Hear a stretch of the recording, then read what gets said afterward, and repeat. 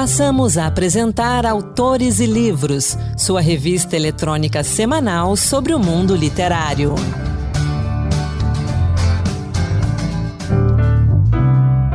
A partir de agora, Autores e Livros, a revista literária da Rádio Senado.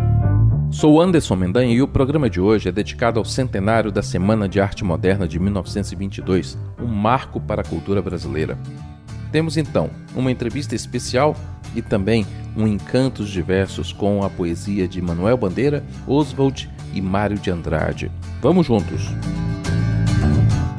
A gente começa com parte da entrevista que fiz com Andréa Vigo, gestora do projeto Modernismo Hoje, e com o professor Pedro Marques, coordenador do projeto Literatura Brasileira no Século XXI.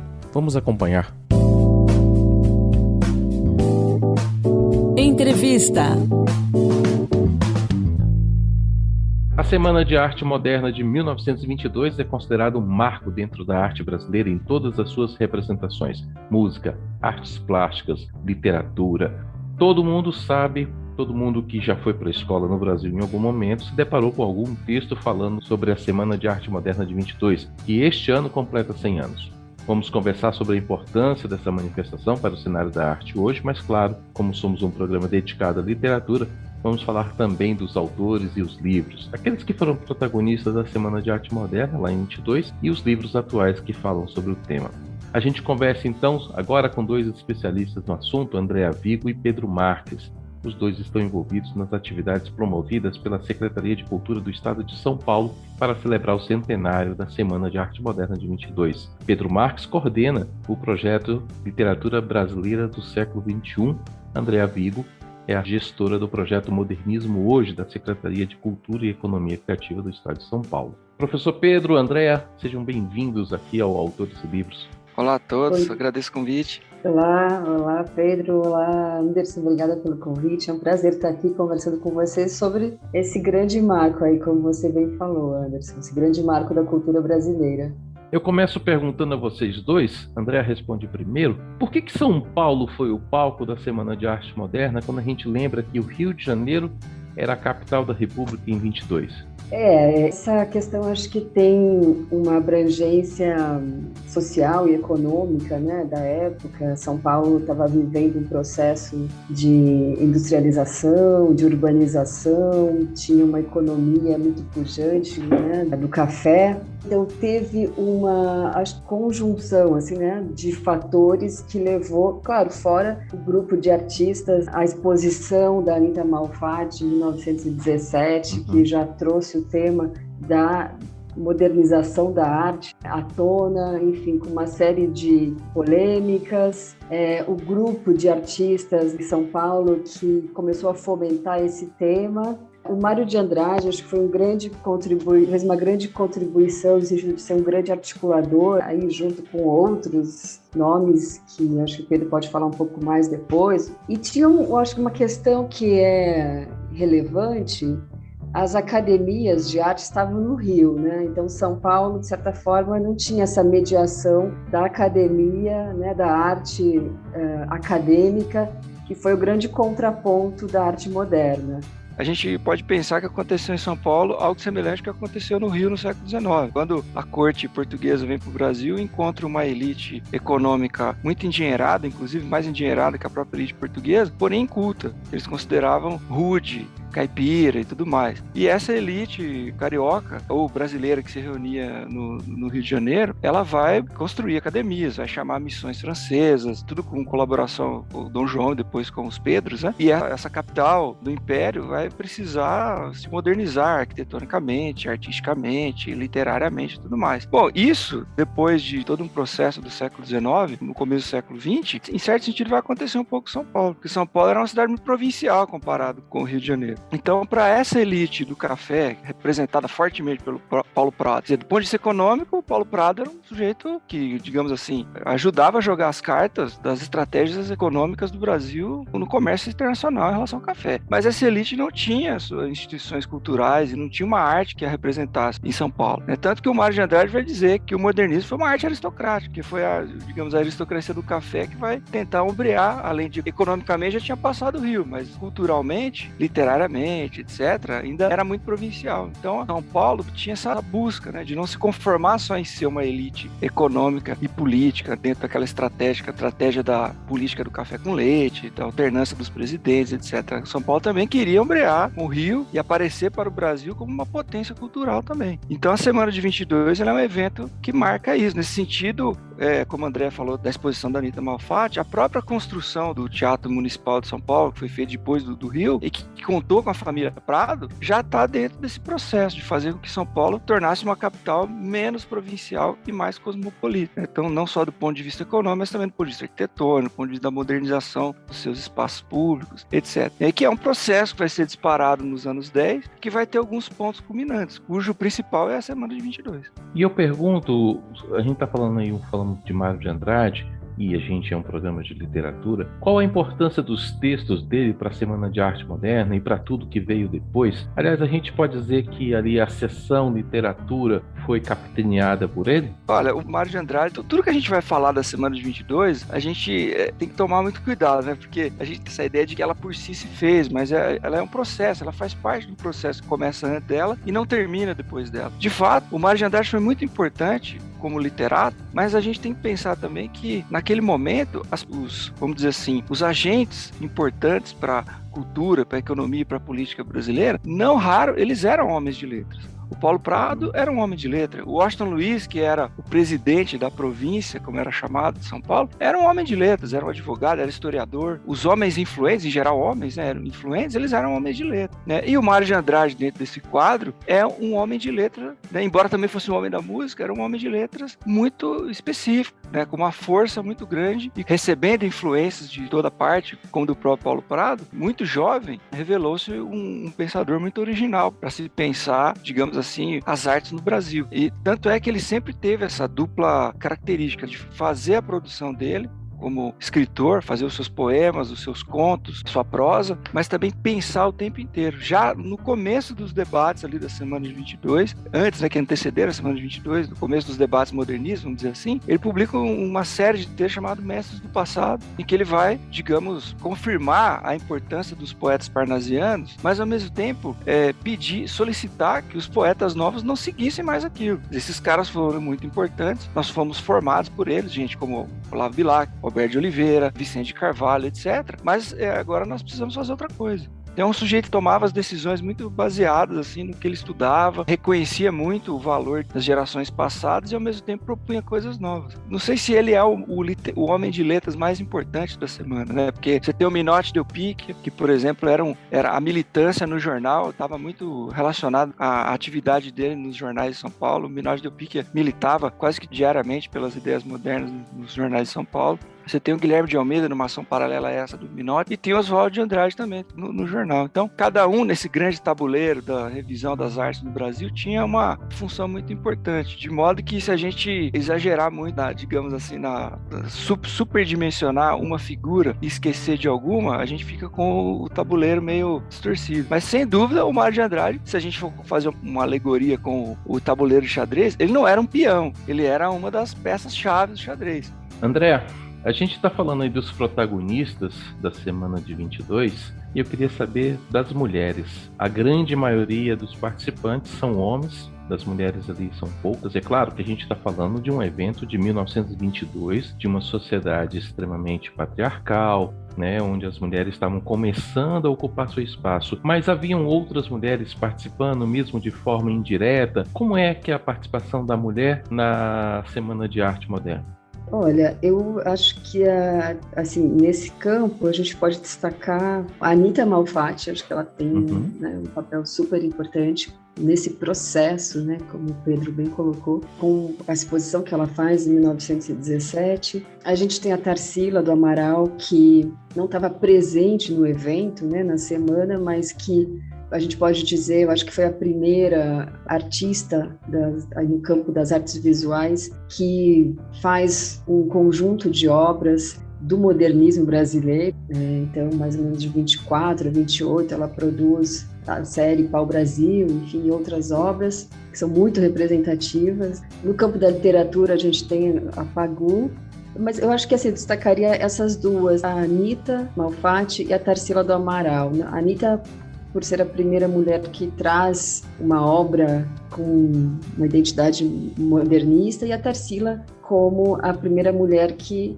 apresenta uma obra muito representativa do modernismo brasileiro, com esses preceitos, e ela representa isso muito bem nas cores, nas formas, enfim, nos temas que ela aborda. Então, esses são os destaques aí que eu... E já também, aproveitando para falar um pouco de programação, a gente tem uma palestra que chama Mulheres no Movimento Modernista Brasileiro, antes, durante e depois da Semana de Arte de 22. É uma atividade da Casa Guilherme de Almeida. Então, são 4 encontros online, de 2 a 23 de fevereiro, que justamente a ideia é discutir a trajetória das mulheres no contexto, nesse contexto artístico e cultural do início do século XX, a representação feminina, enfim, a relação de gênero e as representações nas artes, justamente uma palestra que traz esse tema e que em 4 encontros acho que traz um bom panorama, né? Professor? Eu acho, sem dúvida, a Anita Malfatti é uma figura importantíssima. Mesmo que, quer dizer, eu sou professor de literatura, né? A gente tende a falar muito de literatura. Mas,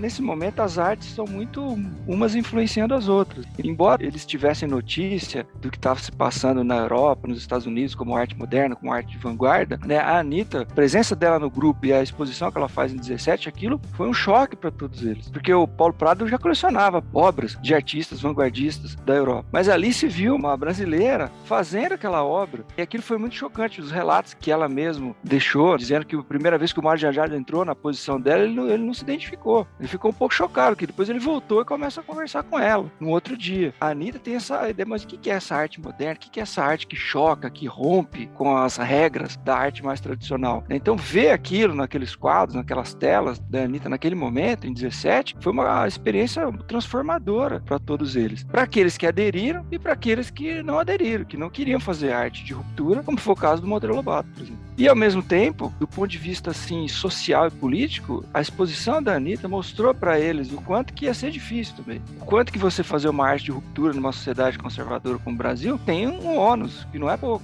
Ainda mais com um grupo que tinha... Quer dizer, o modernismo, ele queria fazer uma ruptura estética, mas ele queria se institucionalizar também. Isso que a Andrea falou é verdadeiro. Quer dizer, o Mário de Andrade, ele não queria chocar e virar um outsider. Ele queria participar do Estado, dos projetos. Eles viram que ali ficou muito claro para eles que não ia ser uma coisa acolhida assim do dia para a noite, que era preciso um trabalho, uma militância quase que diária para que a renovação fosse feita e que aquilo seria um processo, não seria uma virada do dia para a noite. E nesse sentido, a ideia do Mário de Andrade como um homem que vai promover eventos, que vai promover instituições, não só em São Paulo, mas depois no Brasil, isso é um dado muito importante, que é como é que revisa as artes brasileiras e a história brasileira se você não tem arquivos organizados, se você não tem onde procurar esses materiais.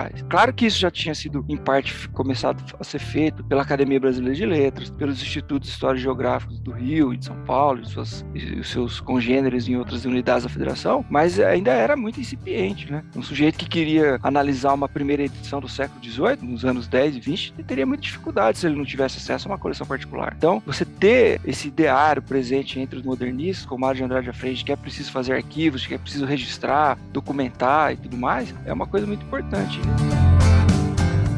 Eu quero falar um pouquinho dos críticos. Eu vou voltar depois nessa questão da influência da Semana de Arte Moderna nos dias de hoje, né, na nossa geração, mas eu queria falar um pouco dos críticos da Semana de Arte Moderna. No início, da década de 20, apareceram vários, muita gente contra. Ao longo das décadas, isso foi se diluindo, disfarçando um pouco, diminuindo, mas o senhor citou Monteiro Lobato. Não tem como não perguntar, né? Monteiro Lobato, no princípio, ele se colocou meio contra. Se eu não me engano, ele até chegou a comentar, né, que participaria de uma Semana de Arte brasileira, uma Semana de Arte do Brasil, mas se recusou a participar da Semana de Arte Moderna. É isso mesmo? Como que Monteiro Lobato se encaixa dentro da Semana de Arte Moderna? O Monteiro Lobato é uma figura muito polêmica, né? Uma figura muito controversa e muito importante para a cultura brasileira. Ele, de fato, quando houve a exposição da Anita Malfatti, ele fez uma crítica duríssima contra ela, e aquilo afetou muito a Anita do ponto de vista artístico e do ponto de vista psicológico,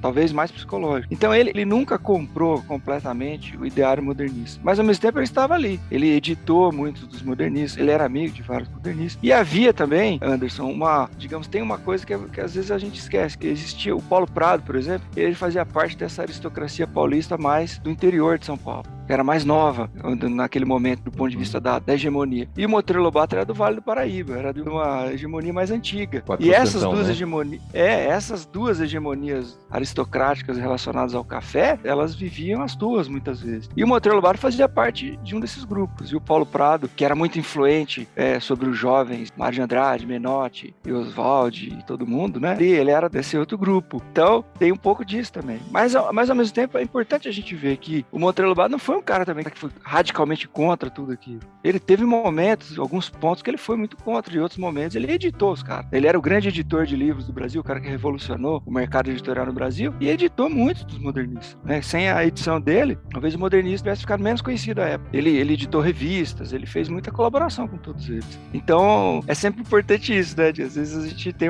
assim, falando para o público mais geral, a gente tem uma tendência a olhar esses fatos históricos que são muito complexos como se fosse um grande fla-flu, e na verdade não é bem assim. As coisas são, né? E mesmo dentro do grupo rígido do modernismo, vamos dizer assim, entre o Mário de Andrade, Oswald de Andrade, Minoel Delpica, que havia muita divergência entre eles. Eles não concordavam em tudo. E isso, na minha opinião, é a grande beleza do movimento. Você perceber que o movimento caminha cheio de divergências, cheio de dissenso, cheio de adesões que em princípio não aderiram, depois o cara entra, ou o cara estava desde o começo, depois ele desiste. Então essa que é a beleza do modernismo, essa grande diversidade de ideias, e que se estende por muito tempo, por muitas décadas. Não começa em 22 e não acaba em 22. Tanto que a gente está falando disso até agora. A Agenda Tarsila, site, divulga mais de 400 eventos, exposições, cursos, workshops, palestras. Andréa Vigo, fala um pouquinho da Agenda Tarsila pra gente. Anderson, a Agenda Tarsila é um braço fundamental do programa Modernismo Hoje, né? Um programa que foi criado pela Secretaria de Cultura e Economia Criativa do Estado de São Paulo para celebrar os 100 anos da Semana de 22. Então, a gente teve uma série de ações aí, de ações de fomento, né? Uma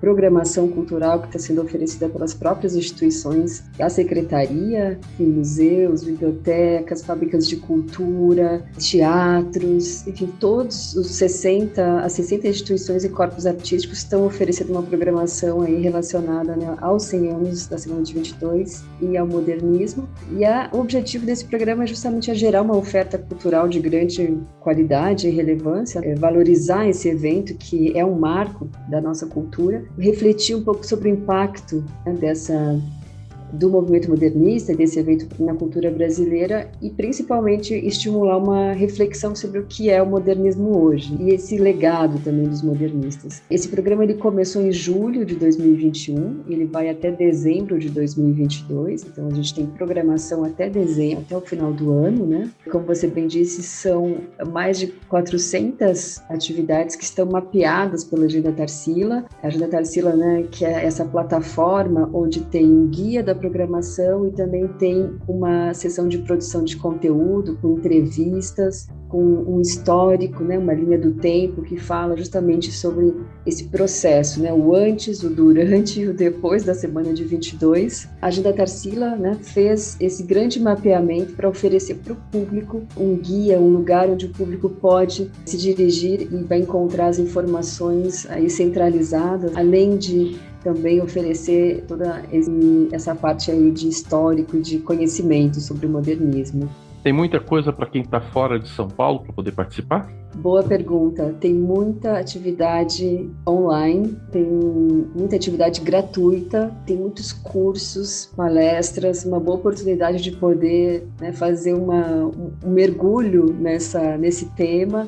Professor Pedro Marques, fala um pouquinho da programação do Projeto Literatura Brasileira do Século XXI. Bom, esse ano, o Projeto Literatura Brasileira no Século XXI, que é uma parceria da SP Leituras com a Unifesp, a Universidade Federal de São Paulo, está com uma programação de oficinas gratuitas, todas refletindo o legado da Semana de 22. Então, essas oficinas podem ser consultadas no site da Biblioteca de São Paulo, que é o bsp.org.br, e também na Biblioteca Parque Vila Lobos, bvl.org.br.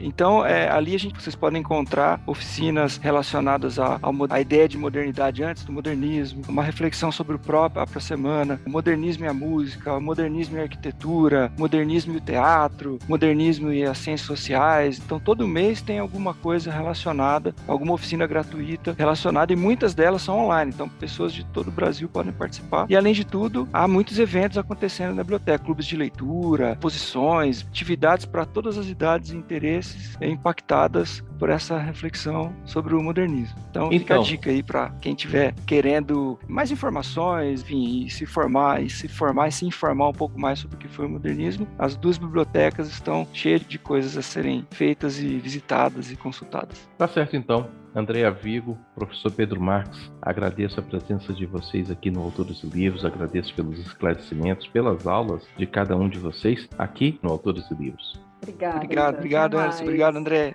Obrigado, professor. Obrigado, André. Tchau. Até a próxima. Até. Essa foi, então, parte da conversa que tive com Andréa Vigo, gestora do projeto Modernismo Hoje, e com o professor Pedro Marques, coordenador do projeto Literatura Brasileira no Século XXI, sobre os 100 anos da Semana de Arte Moderna. A entrevista completa você pode ouvir no nosso site, senado.leg.br/rádio, ou nas plataformas de podcast como o Spotify. Basta procurar pela edição extra do Autores e Livros, 100 anos da Semana de Arte Moderna. E se você se interessou pela Agenda Tarsila, você pode conferir todo o conteúdo e também a programação no site agendatarsila.com.br e no endereço lbxxi.org.br você encontra tudo sobre o projeto Literatura Brasileira no Século XXI, repetindo o site para você, lbxxi.org.br. E o Encantos Diversos de hoje também é dedicado à Semana de Arte Moderna. Nessa edição, Marluce Ribeiro nos traz poemas de Manuel Bandeira, Oswald e Mário de Andrade. Encantos Diversos, poemas que tocam. Olá, hoje em comemoração ao centenário da Semana de Arte Moderna, o Encantos Diversos traz para você obras de Manuel Bandeira, Oswald e Mário de Andrade. O evento, realizado durante 3 dias em fevereiro de 1922 no Teatro Municipal de São Paulo, reuniu diversas expressões artísticas, com destaque para a poesia. No segundo sarau da semana, foi declamado o poema de Manuel Bandeira que traduz bem o desejo de ruptura com os moldes vigentes. Trata-se de Os Sapos.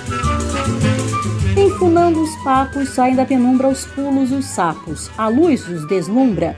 Em ronco que a terra berra o sapo-boi. Meu pai foi à guerra, não foi, não foi. O sapo tanoeiro, parnasiano aguado, diz: meu cancioneiro é bem martelado, vede como primo em comer os hiatos. Que arte, e nunca rimos termos cognatos. O meu verso é bom frumento sem joio, faço rimas com consoantes de apoio.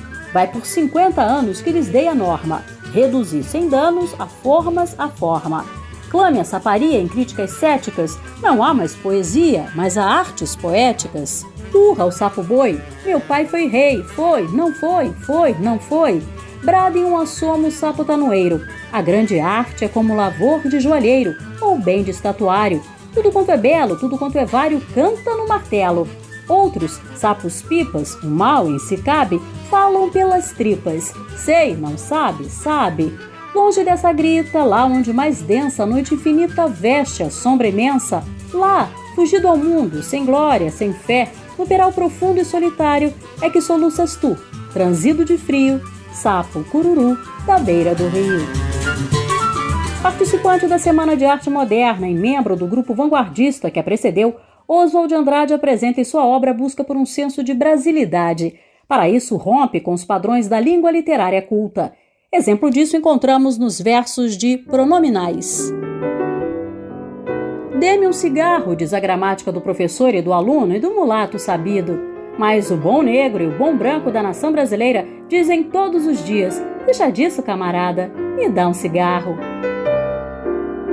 Um dos organizadores da semana, Mário de Andrade, lançou em 1922 o livro Pauliceia Desvairada, propondo uma nova linguagem poética. Dele, selecionei para você Inspiração, que traz a cidade natal do poeta, São Paulo, como uma de suas mais importantes fontes temáticas. São Paulo, comoção de minha vida, os meus amores são flores feitas de original, arlequinal, traje de losangos, cinza e ouro, luz e bruma, forno e inverno morno, elegâncias sutis sem escândalos, sem ciúmes, perfume de Paris, Aris, bofetadas líricas no Trianon, Algodual, São Paulo, comoção de minha vida, galicismo a berrar nos desertos da América. O último verso faz menção ao galicismo. Mas você sabe o que significa isso? Galicismo se refere à palavra ou expressão de origem francesa. Também interessado na música popular, Mário de Andrade compôs a modinha Viola Quebrada, eternizada na voz de Cida Moreira. Havia manhãs, havia quintais naquele tempo.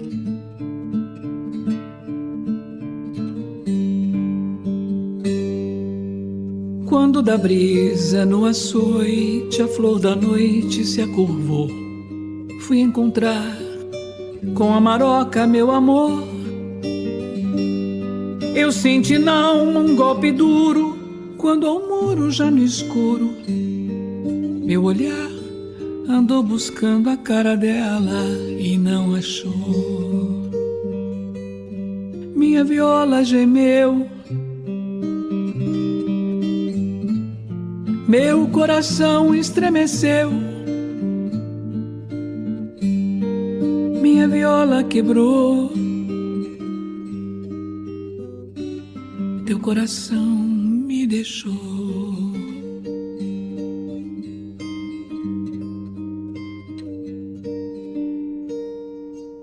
Minha maroca resolveu, pra gosto seu, me abandonar, porque o fadista nunca sabe trabalhar. Isto é besteira, pois da flor que brilha e cheira a noite. Esse foi o Autores e Livros, a revista literária da Rádio Senado. Se você quiser dicas de leitura sobre o centenário da Semana de Arte Moderna, acesse o Instagram e use a hashtag Dicas Autores e Livros. Na semana que vem a gente continua falando da Semana de Arte Moderna com sugestões de livros para compreender melhor esse movimento tão importante para a nossa cultura e também uma entrevista com Márcia Camargos sobre a segunda edição do seu livro, Semana de 22, Entre Vaias e Aplausos. Autores e Livros teve apresentação de Anderson Mendanha, produção de Ana Beatriz Santos e trabalhos técnicos de Antônio Carlos Soares. Até a próxima. Boa leitura! Acabamos de apresentar Autores e Livros, sua revista eletrônica sobre o mundo literário.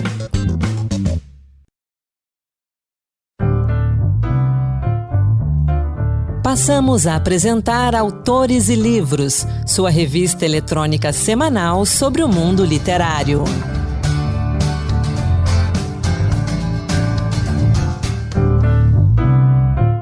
Olá, sou Anderson Mendanha e nesta edição extra do Autores e Livros, a gente acompanha a entrevista completa que fiz com a Andrea Vigo, gestora do projeto Modernismo Hoje, e com o professor Pedro Marques, coordenador do projeto Literatura Brasileira no Século XXI, sobre os 100 anos da Semana de Arte Moderna.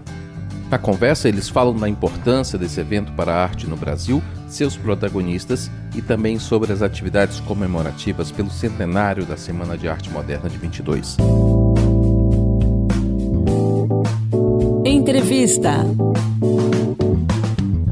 A Semana de Arte Moderna de 1922 é considerada um marco dentro da arte brasileira em todas as suas representações: música, artes plásticas, literatura.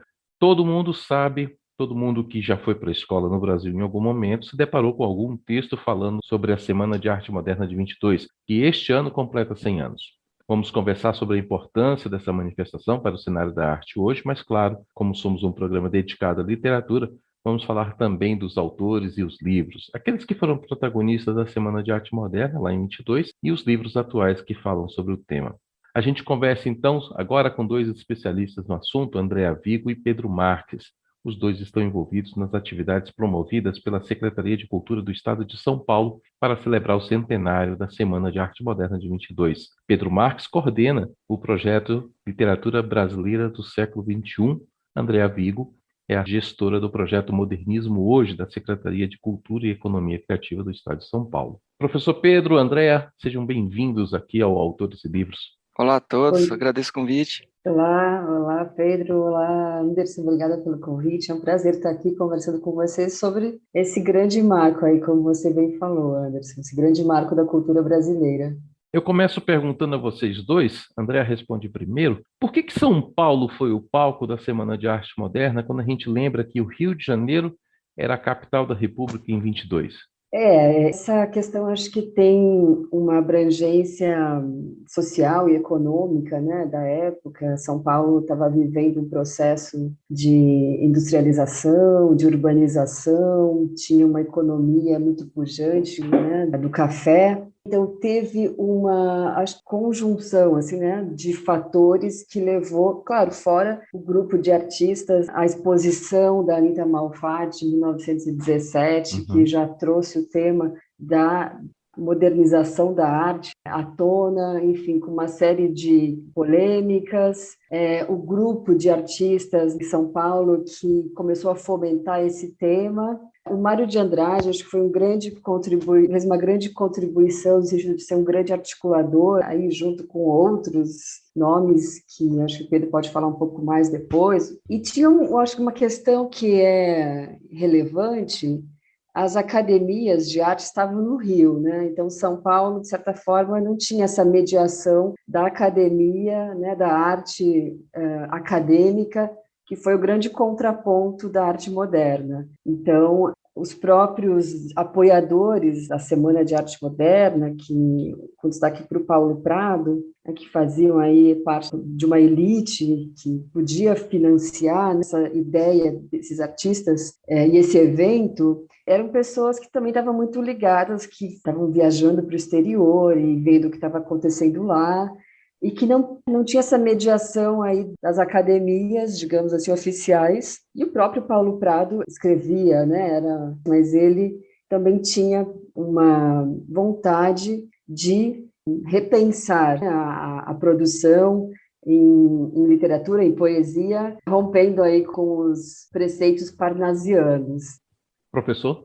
A gente pode pensar que aconteceu em São Paulo algo semelhante ao que aconteceu no Rio no século XIX, quando a corte portuguesa vem para o Brasil e encontra uma elite econômica muito endinheirada, inclusive mais endinheirada que a própria elite portuguesa, porém inculta, que eles consideravam rude, caipira e tudo mais. E essa elite carioca ou brasileira que se reunia no Rio de Janeiro, ela vai construir academias, vai chamar missões francesas, tudo com colaboração com o Dom João e depois com os Pedros, né? E essa capital do Império vai precisar se modernizar arquitetonicamente, artisticamente, literariamente e tudo mais. Bom, isso, depois de todo um processo do século XIX, no começo do século XX, em certo sentido vai acontecer um pouco em São Paulo, porque São Paulo era uma cidade muito provincial comparado com o Rio de Janeiro. Então, para essa elite do café, representada fortemente pelo Paulo Prado, quer dizer, do ponto de vista econômico, o Paulo Prado era um sujeito que, digamos assim, ajudava a jogar as cartas das estratégias econômicas do Brasil no comércio internacional em relação ao café. Mas essa elite não tinha instituições culturais e não tinha uma arte que a representasse em São Paulo. Tanto que o Mário de Andrade vai dizer que o modernismo foi uma arte aristocrática, que foi a aristocracia do café que vai tentar ombrear, além de economicamente já tinha passado o Rio, mas culturalmente, literariamente, etc., ainda era muito provincial. Então, São Paulo tinha essa busca, né, de não se conformar só em ser uma elite econômica e política, dentro daquela estratégia da política do café com leite, da alternância dos presidentes, etc. São Paulo também queria ombrear com o Rio e aparecer para o Brasil como uma potência cultural também. Então, a Semana de 22 ela é um evento que marca isso. Nesse sentido, como o André falou da exposição da Anita Malfatti, a própria construção do Teatro Municipal de São Paulo, que foi feita depois do Rio, e que contou com a família Prado, já está dentro desse processo de fazer com que São Paulo tornasse uma capital menos provincial e mais cosmopolita. Então, não só do ponto de vista econômico, mas também do ponto de vista arquitetônico, do ponto de vista da modernização dos seus espaços públicos, etc. E que é um processo que vai ser disparado nos anos 10, que vai ter alguns pontos culminantes, cujo principal é a Semana de 22. E eu pergunto, a gente está falando de Mário de Andrade, e a gente é um programa de literatura, qual a importância dos textos dele para a Semana de Arte Moderna e para tudo que veio depois? Aliás, a gente pode dizer que ali a seção literatura foi capitaneada por ele? Olha, o Mário de Andrade, tudo que a gente vai falar da Semana de 22, a gente tem que tomar muito cuidado, né? Porque a gente tem essa ideia de que ela por si se fez, mas ela é um processo, ela faz parte de um processo que começa antes dela e não termina depois dela. De fato, o Mário de Andrade foi muito importante como literato, mas a gente tem que pensar também que naquele momento, vamos dizer assim, os agentes importantes para a cultura, para a economia e para a política brasileira, não raro, eles eram homens de letras. O Paulo Prado era um homem de letra. O Washington Luiz, que era o presidente da província, como era chamado, de São Paulo, era um homem de letras, era um advogado, era historiador. Os homens influentes, em geral homens, né, eram influentes, eles eram homens de letra. Né? E o Mário de Andrade, dentro desse quadro, é um homem de letra, né? Embora também fosse um homem da música, era um homem de letras muito específico, né? Com uma força muito grande e recebendo influências de toda parte, como do próprio Paulo Prado, muito jovem, revelou-se um pensador muito original para se pensar, digamos assim, as artes no Brasil. E tanto é que ele sempre teve essa dupla característica de fazer a produção dele como escritor, fazer os seus poemas, os seus contos, a sua prosa, mas também pensar o tempo inteiro. Já no começo dos debates ali da Semana de 22, antes, né, que antecederam a Semana de 22, no começo dos debates modernistas, vamos dizer assim, ele publica uma série de textos chamado Mestres do Passado, em que ele vai, digamos, confirmar a importância dos poetas parnasianos, mas ao mesmo tempo solicitar que os poetas novos não seguissem mais aquilo. Esses caras foram muito importantes, nós fomos formados por eles, gente como Olavo Bilac, Roberto de Oliveira, Vicente de Carvalho, etc. Mas agora nós precisamos fazer outra coisa. Então, um sujeito que tomava as decisões muito baseadas assim, no que ele estudava, reconhecia muito o valor das gerações passadas e, ao mesmo tempo, propunha coisas novas. Não sei se ele é o homem de letras mais importante da semana, né? Porque você tem o Minotti Del Picchia, que, por exemplo, era a militância no jornal, estava muito relacionado à atividade dele nos jornais de São Paulo. O Minotti Del Picchia militava quase que diariamente pelas ideias modernas nos jornais de São Paulo. Você tem o Guilherme de Almeida, numa ação paralela a essa do Minotti, e tem o Oswaldo de Andrade também no jornal. Então, cada um nesse grande tabuleiro da revisão das artes no Brasil tinha uma função muito importante, de modo que se a gente exagerar muito, digamos assim, superdimensionar uma figura e esquecer de alguma, a gente fica com o tabuleiro meio distorcido. Mas, sem dúvida, o Mário de Andrade, se a gente for fazer uma alegoria com o tabuleiro de xadrez, ele não era um peão do tabuleiro. Ele estava ali, ele era uma das peças-chave do xadrez. Não sei se o rei ou a rainha, o rei talvez fosse o Paulo Prado, mas ele certamente era uma das peças mais importantes do tabuleiro. André. Vale destacar também a contribuição que ele deu no campo da própria gestão cultural, porque foi um cara que pensou a importância da preservação do patrimônio, da memória cultural e histórica, que implementou as primeiras instituições que cuidam dessa preservação. E já trazendo um pouco do contexto das comemorações dos 100 anos da Semana de Arte Moderna, eu gostaria de destacar uma exposição que a gente vai ter no Museu Afro-Brasil. Ela abre dia 25 de fevereiro e se chama Esse Extraordinário Mário de Andrade, que justamente apresenta uma retrospectiva dessa vasta contribuição do Mário de Andrade aí para a cultura nacional, também um pouco da vida, da história, e desse olhar multifacetado dele e o diálogo com outros artistas também. Essa exposição, na verdade, já teve um módulo inaugural aberto que se chama Padre Jesuíno do Monte Carmelo aos olhos de Mário de Andrade. Então, o Mário descobriu um padre pintor, músico e compositor dos séculos XVIII e XIX, e biografou ele, né? Foi o último trabalho do Mário de Andrade, foi essa biografia. Então, essa exposição já abriu, e dia 25 de fevereiro a gente abre essa outra parte daí da exposição sobre Mário de Andrade. André, a gente está falando aí dos protagonistas da Semana de 22, e eu queria saber das mulheres. A grande maioria dos participantes são homens, das mulheres ali são poucas. É claro que a gente está falando de um evento de 1922, de uma sociedade extremamente patriarcal, né, onde as mulheres estavam começando a ocupar seu espaço, mas haviam outras mulheres participando, mesmo de forma indireta. Como é que é a participação da mulher na Semana de Arte Moderna?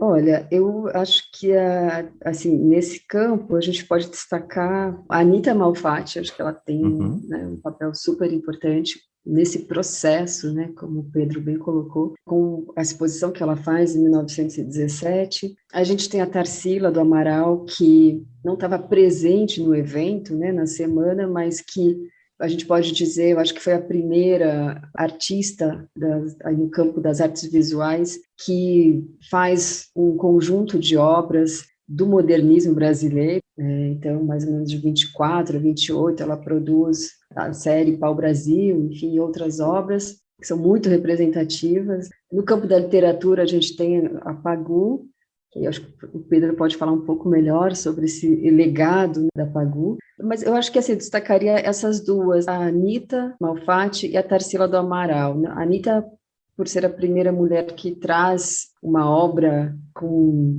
uma identidade modernista, e a Tarsila como a primeira mulher que apresenta uma obra muito representativa do modernismo brasileiro, com esses preceitos, e ela representa isso muito bem nas cores, nas formas, enfim, nos temas que ela aborda. Então, esses são os destaques aí que eu... E já também, aproveitando para falar um pouco de programação, a gente tem uma palestra que chama Mulheres no Movimento Modernista Brasileiro, antes, durante e depois da Semana de Arte de 22. É uma atividade da Casa Guilherme de Almeida. Então, são 4 encontros online, de 2 a 23 de fevereiro, que justamente a ideia é discutir a trajetória das mulheres no contexto, né, nesse contexto artístico e cultural do início do século XX, a representação do feminino, enfim, a relação de gênero e as representações nas artes, justamente uma palestra que traz esse tema e que em 4 encontros acho que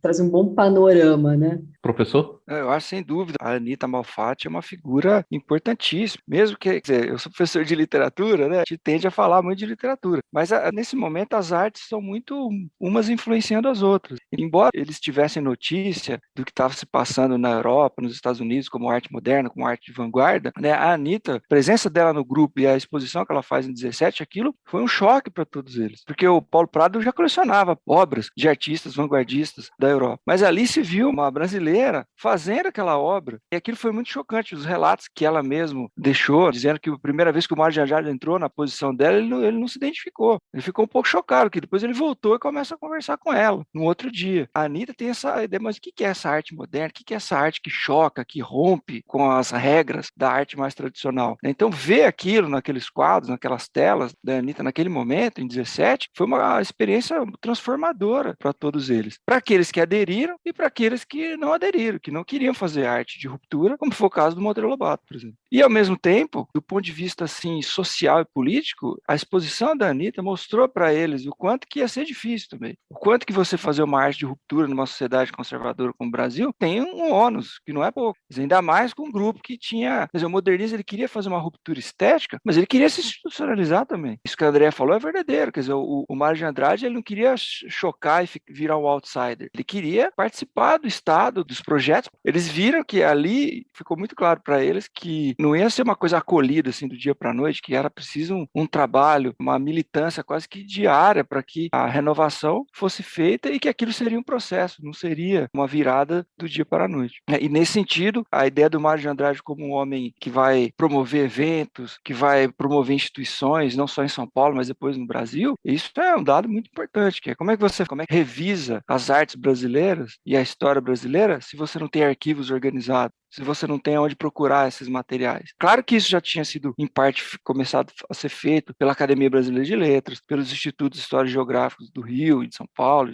e os seus congêneres em outras unidades da Federação, mas ainda era muito incipiente, né? Um sujeito que queria analisar uma primeira edição do século XVIII, nos anos 10 e 20, teria muita dificuldade se ele não tivesse acesso a uma coleção particular. Então, você ter esse ideário presente entre os modernistas, como Mário de Andrade à frente, que é preciso fazer arquivos, que é preciso registrar, documentar e tudo mais, é uma coisa muito importante. E nesse sentido, né, André, todo mundo que mexe com cultura em São Paulo é um pouco herdeiro da semana, que mexe com programação, que mexe com isso que a gente está fazendo aqui, né, o nosso projeto lá na BVL, na BSP, tudo isso faz parte, né, somos um pouco herdeiros dessa geração que, de alguma maneira, tentava organizar os acervos, fazer eventos, mostrar o que estava se passando, o que tinha acontecido no Brasil, tudo isso, eles foram muito importantes para isso, e o Mário de Andrade, nesse sentido, talvez seja a grande figura mesmo. Eu quero falar um pouquinho dos críticos, eu vou voltar depois nessa questão da influência da Semana de Arte Moderna nos dias de hoje, né, na nossa geração, mas eu queria falar um pouco dos críticos da Semana de Arte Moderna. No início, na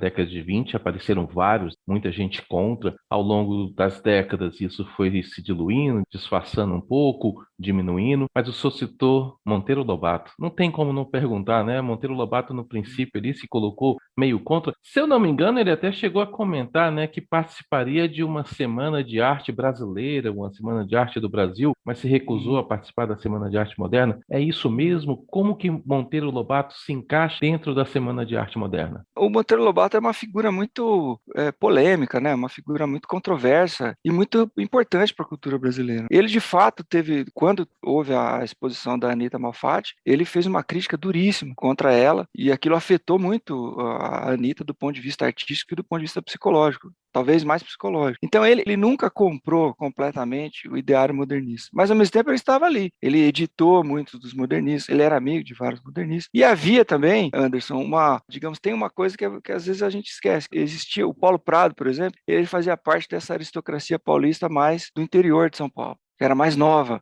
naquele momento, do ponto de vista da hegemonia. E o Monteiro Lobato era do Vale do Paraíba, era de uma hegemonia mais antiga. E essas duas hegemonias aristocráticas relacionadas ao café, elas viviam as duas, muitas vezes. E o Monteiro Lobato fazia parte de um desses grupos. E o Paulo Prado, que era muito influente sobre os jovens, Mário de Andrade, Menotti, e Oswald e todo mundo, né? E ele era desse outro grupo. Então, tem um pouco disso também. Mas ao mesmo tempo, é importante a gente ver que o Monteiro Lobato não foi um cara também que foi radicalmente contra tudo aquilo. Ele teve momentos, alguns pontos que ele foi muito contra, e outros momentos ele editou os caras. Ele era o grande editor de livros do Brasil, o cara que revolucionou o mercado editorial no Brasil, e editou muitos dos modernistas, né? Sem a edição dele, talvez o modernismo tivesse ficado menos conhecido à época. Ele editou revistas, ele fez muita colaboração com todos eles. Então, é sempre importante isso, né? Às vezes a gente tem assim, falando para o público mais geral, a gente tem uma tendência a olhar esses fatos históricos que são muito complexos como se fosse um grande fla-flu, e na verdade não é bem assim. As coisas são, né? E mesmo dentro do grupo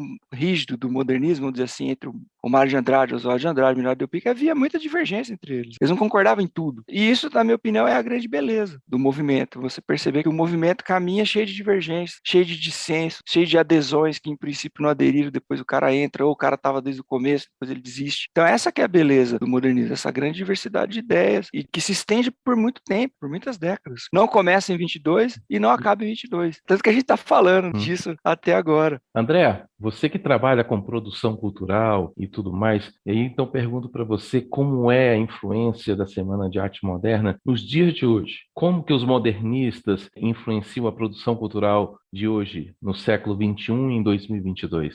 Olha, eu acho que eles influenciaram ao longo dos últimos 100 anos, né? E continuam hoje, mas acho que duas coisas eu destacaria, assim. É essa ideia de inovação. Acho que a arte é isso, ela está em constante inovação e ela está em constante diálogo também com o tempo, com a contemporaneidade, assim, com o tempo que ela está sendo produzida, que ela está sendo criada. A expressão artística reflete um pouco isso também, de um contexto mais amplo, social, econômico, enfim, de própria elaboração, enfim, né, de uma série de questões aí da humanidade, da civilização. E um outro legado que eu acho que o modernismo trouxe, bom, primeiro, uma grande libertação, né?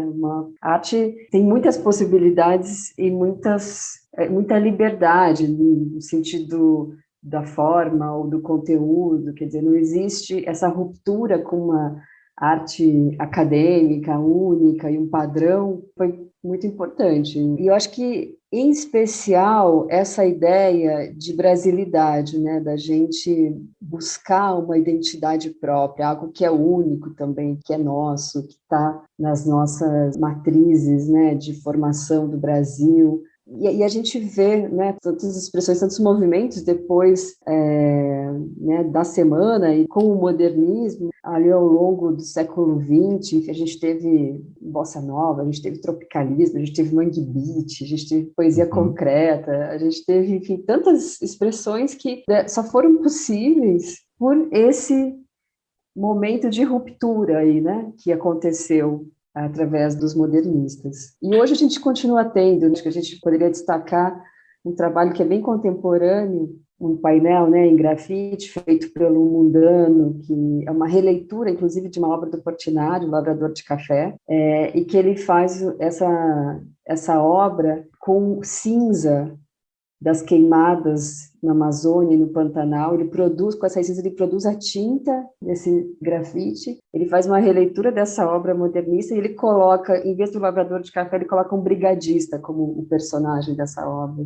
É um pouco acho que esse processo assim, de estar sempre inovando, né? E sempre também em diálogo com um contexto atual. Professor, o senhor complementa? É super interessante como esse legado de inovação, né, ele migra para lugares os mais diversos, lugares, inclusive, que não estavam contemplados na própria semana. Se a gente pensar, por exemplo, na semana, a música da semana não foi a música popular, foi a música de concerto, a música de erudito, vamos dizer. Mas, no entanto, como a Andrea falou, você tem legados do modernismo presentes na música popular brasileira, como o Mangue Beat, a Bossa Nova e tudo mais. E dentro da arte de grafite, por exemplo, poesia popular, uma série de outras expressões que não estavam contempladas. O teatro, né? Embora a semana tenha acontecido no Teatro Municipal, não teve teatro na programação da semana, não teve nenhuma peça encenada na semana. Mas, ao mesmo tempo, o Oswald de Andrade foi um cara muito importante para a renovação do teatro brasileiro, com as peças dele que não foram encenadas essa semana. Ele fez essas peças depois. Então, é muito interessante como essa ideia que a inovação tem que estar presente em todo tipo de produção que você vai fazer artística, extrapola os campos da própria formulação modernista e da própria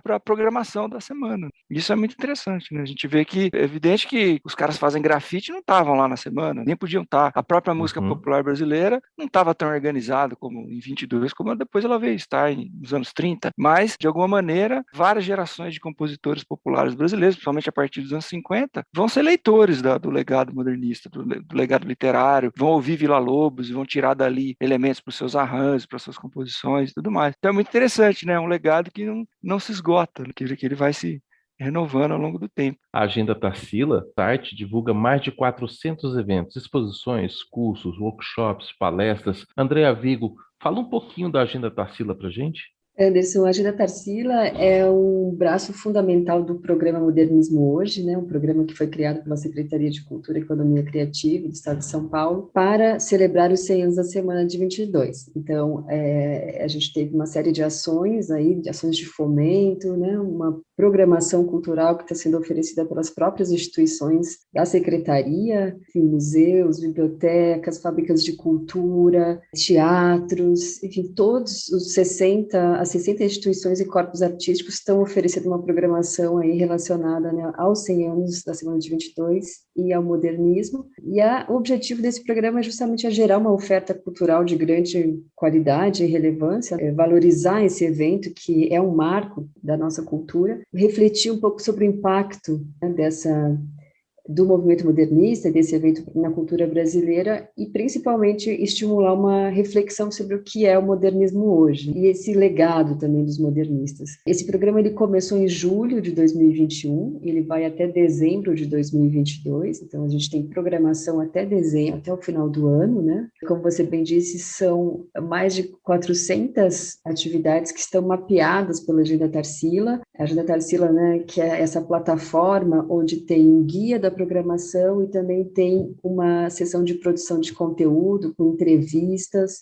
com um histórico, né, uma linha do tempo que fala justamente sobre esse processo, né, o antes, o durante e o depois da semana de 22, e são, então, atividades que estão sendo realizadas por instituições públicas, por instituições privadas, por artistas e produtores independentes, enfim. A Agenda Tarsila, né, fez esse grande mapeamento para oferecer para o público um guia, um lugar onde o público pode se dirigir e vai encontrar as informações aí centralizadas, além de também oferecer toda essa parte aí de histórico e de conhecimento sobre o modernismo. Tem muita coisa para quem está fora de São Paulo para poder participar? Boa pergunta. Tem muita atividade online, tem muita atividade gratuita, tem muitos cursos, palestras, uma boa oportunidade de poder, né, fazer um mergulho nesse tema. Como você bem disse no início da nossa conversa, a gente estudou, né, a semana de 22 aí na escola, mas acho que assim, agora é um momento que a gente pode também aprofundar um pouco mais, conhecer um pouco mais aí desse contexto. Professor Pedro Marques, fala um pouquinho da programação do Projeto Literatura Brasileira do Século XXI. Bom, esse ano, o Projeto Literatura Brasileira no Século XXI, que é uma parceria da SP Leituras com a Unifesp, a Universidade Federal de São Paulo, está com uma programação de oficinas gratuitas, todas refletindo o legado da Semana de 22. Então, essas oficinas podem ser consultadas no site da Biblioteca de São Paulo, que é o bsp.org.br, e também na Biblioteca Parque Vila Lobos, bvl.org.br. Então, ali vocês podem encontrar oficinas relacionadas à ideia de modernidade antes do modernismo, uma reflexão sobre a própria semana, modernismo e a música, modernismo e a arquitetura, modernismo e o teatro, modernismo e as ciências sociais. Então, todo mês tem alguma coisa relacionada, alguma oficina gratuita relacionada, e muitas delas são online, então pessoas de todo o Brasil podem participar. E, além de tudo, há muitos eventos acontecendo na biblioteca, clubes de leitura, exposições, atividades para todas as idades e interesses impactadas por essa reflexão sobre o modernismo. Então, fica a dica aí para quem estiver querendo mais informações, enfim, se informar um pouco mais sobre o que foi o modernismo. As duas bibliotecas estão cheias de coisas a serem feitas e visitadas e consultadas. Então, para quem quiser se informar, conhecer mais sobre o modernismo, sobre a Semana de Arte Modernas, aí temos dois caminhos, a Agenda Tarsila e também o Projeto Literatura Brasileira no Século XXI. Professor Pedro Marques, Andréa Vigo, para a gente encerrar a nossa conversa aqui, que dicas de leituras vocês deixam para os nossos ouvintes sobre o modernismo e sobre a Semana de Arte Moderna? Professor. Bom, eu vou indicar 2 livros. Um livro que é um livro assim, é mais aderente ao modernismo, é um livro que romantiza um pouco o modernismo, mas ao mesmo tempo traz muitos dados importantes sobre o modernismo. Um clássico, né, que é o Mário da Silva Brito, A História do Modernismo Brasileiro, Antecedentes da Semana da Arte Moderna. Esse livro aqui é um livro clássico, foi publicado no final dos anos 50, depois passou por algumas revisões. Então, esse conta uma história meio heróica do modernismo, até romantizado nesse sentido, mas cheio de material de época, reprodução de artigos de jornais dos modernistas, então vale bem a pena. E o outro livro é um livro mais recente, que é esse livro, Tietê, Tejo, Sena, a obra de Paulo Prado, que é do professor Carlos Berriel, que é um livro mais recente e que aí vai fazer uma leitura mais crítica do modernismo, mostrando seus impasses, mostrando, digamos assim, o lado B, C, D, o lado que às vezes não é muito mostrado do modernismo, suas contradições, às vezes politicamente até bastante complicadas para os dias de hoje. Então vale a pena, né? Quem quiser uma leitura mais positiva do modernismo, o livro do Mário da Silva Brito. Quem quiser uma leitura mais negativa, né? Mas porém também importante, que é importante a gente ter essas duas leituras, o livro do professor Carlos Berriel. Além de tudo, né, Andréa, Anderson, as obras dos modernistas, né? Ler os livros de poemas dos modernistas, os livros de contos, os romances, enfim, que aí assim, a gente precisa ler as obras, ouvir as obras do Vila Lobos. Hoje em dia, as obras de Tarsila, as obras de Pagu, muitas delas podem ser visitadas pela internet. Então, conhecer as obras dos modernistas como um todo é fundamental. André? Um livro que eu acho interessante é o Semana de 22, Antes do Começo e Depois do Fim, do José de Nicola e Lucas de Nicola. E, além desse livro, eu recomendo as entrevistas que estão na Agenda Tarsila, né? Como eu disse, a gente tem uma parte de produção de conteúdo e a gente realizou uma série de entrevistas exclusivas com artistas, com escritores, com especialistas, enfim, pensadores aí sobre esse tema da Semana de 22, o legado dos modernistas. Esses próprios autores que eu citei, né, desse livro que eu citei, eles estão entrevistados. A gente tem o Rui Castro também, que já é um escritor que tem uma visão mais polêmica, digamos assim, né, sobre a Semana de 22, a Márcia Camargos, enfim. Tem uma série de entrevistas muito interessantes na Agenda Tarsila. E é uma agenda que segue sendo alimentada com programação cultural. Então, como eu disse, até dezembro, né, desse ano, tem muitas atividades acontecendo. Das bibliotecas, eu acho que a gente podia destacar também a BSP Digital, que tem uma seleção de livros sobre o modernismo, que está recomendada, são e-books que podem ser lidos. Fica o convite, então, para quem quiser acessar a Agenda Tarsila, pode ser feita uma pesquisa, né, por local, por data, por palavra-chave. Então, você pode buscar um artista de preferência, né, um tema, o tema da literatura, da música, das artes visuais. Realmente uma plataforma bastante orgânica e que tem esse objetivo de aproximar o público das atividades que estão sendo realizadas em torno dessa celebração tão importante, né, dos 100 anos da Semana de Arte Moderna. Tá certo, então. Andréa Vigo, professor Pedro Marques, agradeço a presença de vocês aqui no Autores e Livros, agradeço pelos esclarecimentos, pelas aulas de cada um de vocês aqui. E para a gente finalizar, a palavra final de cada um de vocês, a gente começa com a Andréa. Eu fico muito emocionada, assim, viver esse momento dos 100 anos da Semana de Arte Moderna. Realmente fica um convite, assim, para as pessoas fazerem uma experiência agora com essas programações que estão acontecendo, que trazem uma reflexão sobre o que foi, né? Trazem muito do legado dos modernistas, mas também estão sendo realizadas por artistas contemporâneos. Acho que a arte hoje está cada vez mais diversa, está cada vez mais plural e democrática, e isso é uma coisa que a gente tem que celebrar. Sem dúvida, isso acontece hoje porque há 100 anos atrás, né, ou antes ainda, teve todo esse movimento desses artistas, como o Pedro bem falou, não foi um fla-flu, não foi algo romantizado, foi uma coisa que, naquele momento, não deve ter sido fácil para eles, né? Entrar para a história nunca é fácil, mas que acho que a gente tem essa grande oportunidade agora de poder celebrar e viver esse legado. Professor. Bom, eu acho que celebrar a Semana de 22, ela tem um movimento duplo. Um deles é, de fato, conhecer o que aconteceu no passado, quanto que isso foi importante para a cultura brasileira, para a cultura do próprio estado de São Paulo. Mas, ao mesmo tempo, eu acho muito importante ver o quanto que isso é vivo, quanto que isso é presente, quanto que a inovação em arte, quanto que certos legados do modernismo ainda são demandas, ainda são coisas que estamos procurando como país, como povo. Então, a Semana de Arte Moderna e o modernismo como um todo, ele é um espaço para a gente refletir sobre a história, sobre o passado, mas também para a gente pensar o nosso presente, que a gente quer para os próximos 100 anos na arte e na cultura brasileira. Toda essa programação que a gente está tentando mostrar aqui para vocês, elas têm essa dupla face, né, André? De fazer pensar o passado, mas pensar daqui para frente. E isso é muito importante para que o legado continue vivo. Professor Pedro Marques, Andréa Vigo, obrigado mais uma vez pela presença de vocês aqui no Autores e Livros. Obrigado, Anderson. Obrigado, André. Obrigado, professor. Obrigado, Andréa. Tchau. Até a próxima. Até. Essa foi, então, a conversa que tive com Andréa Vigo, gestora do projeto Modernismo Hoje, e com o professor Pedro Marques, coordenador do projeto Literatura no Século XXI, sobre os 100 anos da Semana de Arte Moderna. Se você se interessou pela Agenda Tarsila, você pode conferir todo o conteúdo e a programação no site agendatarsila.com.br e no endereço lbxxi.org.br você encontra tudo sobre o projeto Literatura Brasileira no Século XXI. Repetindo para você o site lbxxi.org.br.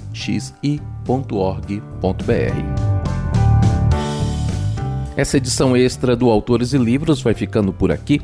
Obrigado pela sua companhia. Se quiser dicas de leitura sobre o centenário da Semana de Arte Moderna, acesse o Instagram e use a hashtag Dicas Autores e Livros. E aproveito para convidar você para acompanhar as outras edições do Autores e Livros no feed e também no nosso site senado.leg.br/rádio. Autores e Livros teve apresentação de Anderson Mendanha, produção de Ana Beatriz Santos e trabalhos técnicos de Antônio Carlos Soares. Até a próxima. Boa leitura! Acabamos de apresentar Autores e Livros, sua revista eletrônica sobre o mundo literário.